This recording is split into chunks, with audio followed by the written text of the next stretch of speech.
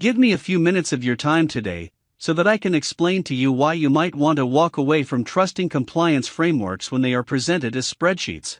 The question is, would you be willing to stand in front of this guy, a judge, or an auditor, and say that you absolutely trust the mapping that looks like this? Let's look at this closer.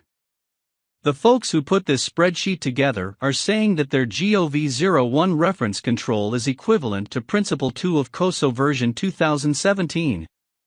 Without the use of JSON LD and underlying linguistic support, compliance mapping frameworks as spreadsheets make claims like this one, where they are saying that mechanisms exist to facilitate the implementation of cybersecurity governance controls is equivalent to COSO's 2017 version of Principle 2.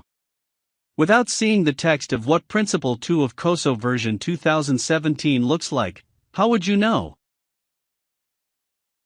But once we do know what the actual text is for Principle 2, we immediately bring into question any relationship, especially since COSO's Principle 2 has two mandates in it. Anytime you see the word "and" in a sentence, you have two phrases, and hence, two mandates. Hold on there, Buster. There's nothing wrong with what we did, I can explain. Great, let's take this to the judge. Plaintiff, please state your case as to why you don't think these two match.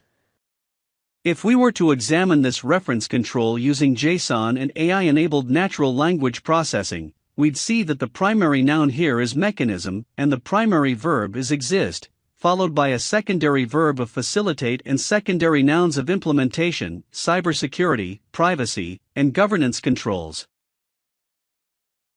Now we have to examine the dual mandates of Principle 2 of the 2017 version of COSO in the same manner, using AI-enabled natural language processing that breaks it down into two separate mandates. Our first mandate gives us a primary noun of board of directors and a primary verb of demonstrates followed by secondary nouns of independence and management. Our second mandate gives us a primary noun of internal control and a verb of exercises oversight followed by secondary nouns of development and performance.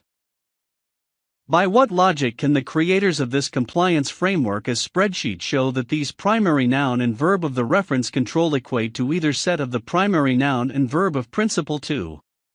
The answer is, they've given no logic. Heck, they haven't even taken it this far to show that they've examined the text, pulled out the nouns and verbs, and separated the two mandates. So the answer is, there is no proof for anything. I rest my case. So you are telling me you have no evidence to support your mapping? People say our mapping is great. So you have a zero sum of evidence. Would you believe the dog ate it? If you have questions about frameworks as spreadsheets, why don't you pop over to the education site and take the free course that covers this very topic? You can find us at edu.unifiedcompliance.com.